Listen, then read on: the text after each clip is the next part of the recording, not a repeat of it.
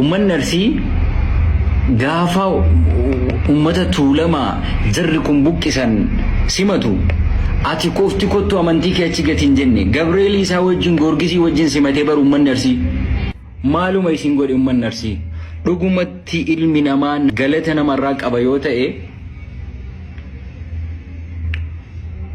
namni ummata Oromoo irraa galata qabu ummata Arsiiti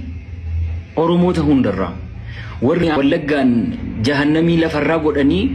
nutti himaa turan achi keessatti sabni Oromoos dhumataa ture qaama wal waraanu gidduutti arbi lama gaafa wal lolu jedhan margaa fi biqilaa hundatu jalatti caccaba kaleessa Wallaggatti ta'eera Gujiitti ta'eera kan Arsii maaliif adda ta'e maal taddasa godha maaliif Arsiin mana amantaa gubee jedhanii ummata hagana ga'u ummata miiliyoona meeqaan lakkaa'amu hunda maqaa xureessummaa barbaachise. Ina ajaa'iban nama muraasa qofa isaan keessaa jalqaba irratti Ustaaz Ahmadiin Jabal Ustaaz Raayyaa Galatoomiyaati. Akkasuma obbo Jawaaratis Galatoomi. Namoonni shira biyya kanaa hundirraa hubatan sangaa hattuun hatteef maaliif iyyanii jennaani isa mooraa keessa jiruu fi jedhani. Angabaabinumaan wannan jechuu barbaade taatee tibbana maqaa ummata guddaa maqaa balleeffamu maqaa Arsiitiin daldalamaa jiru kiraarri gaddaa irra kaa'amee ummata kanarratti ummata guddaa kanarratti wanti hin taane kijibni hin taane irratti laxafamaa jiru irratti wannan jechuu barbaade maal ummanni Arsii maal isin godhe maaluma isin godhe ummanni Arsii dhugumatti ilmi namaa galata namarraa qaba yoo ta'e namni ummata Oromoo irraa galata qabu ummata Arsiiti Oromoota hundarraa warri har'a kiraara gaddaatiin achi kiiloomeetira 100 meeqa taa'ee yuusuni gaafa isaan ummata aadaa ummata amantii tokko wajjin hordofan maa sabaan nun taane qofaaf lafa tuulamaa kanarraa buqqisan namni ummanni kun foon kooti ummanni kun dhiiga kooti ummanni kun saba kooti jedhee namni isaan simatee bakka itti godhee mana ofii kennee fi lafa ofii kennee fi isaan qubsiise ummata Arsiiti gaafadhaa hin jiru ummanni kun galateeffatamuu qabamoo propagaandaa diinaatiin diinaa wajjin nus irratti duuluu qabna namni ni du'eera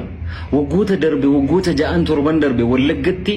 amaarri achitti gorra'amee amaarri akkanatti maal ta'ee amaarri dachee akkanaa taateeti jedhanii Wallaggaan jahannamii lafarraa godhanii nutti himaa turan achi keessatti lammii sabni Oromoos dhumataa ture qaama wal waraanu gidduutti arbi lama gaafa wal lolu jedhan margaa fi biqilaa hundatu jalatti caccaba qaama hidhatee wal lolu qaama mootummaa nagaa kabachiisuuf deemuu fi qaama hidhatee bosona jiru gaafa isaa wal lolan lammiileen nagaa ni dhumu bakkuma hunda jira kun eessattuu ni dhuma argaa jirra kaleessa Wallaggatti ta'eera Gujiitti ta'eera kan Arsii maaliif adda ta'e maal taddasa godha qaamni mootummaa dhaqee Oromiyaa irraa dhaqee bakka sana observe qaamaan godhe taateen kun qaamota hidhatan gidduutti ta'e osoo jedhu maaliif Arsiin mana amantaa gubee jedhanii ummata hagana ga'u ummata miiliyoona meeqaan lakkaa'amu hunda maqaa xureessummaa barbaachise maal godhe ummanni Arsii propagandaan kun bakki inni ka'ee maqaballeessiin kun warra kaleessa Arsii dhaqee manatti lafa isaanii irratti lafee isaan caccabsee harma isaan muree harka isaan mureetu har'a immoo maqaa amantiitiin akkana isaan jedhaa jira keenyas isaan jalaa fudhatee itti ka'e ana wanti na ajaa'ibu namoonni biraa na ajaa'iban namoonni siyaasaa waan kana gabaasan na ajaa'iban namoonni feemasii jedhan na ajaa'iban namoonni na ajaa'iban nama muraasa qofa isaan keessaa jalqaba irratti Ustaaz Ahmadiin Jabali Ustaaz Ahmadiin Jabal nam guddaa biyyi kun qabdu nama nu fakkeenya godhannu nama waan hunda keessatti isa amannu lafa kanarratti namoota politikaa kamirrallee namoota amantii kamirrallee lafa kanarratti biyya kana keessatti akka mataa kootitti namni amanu yoo jiraate isa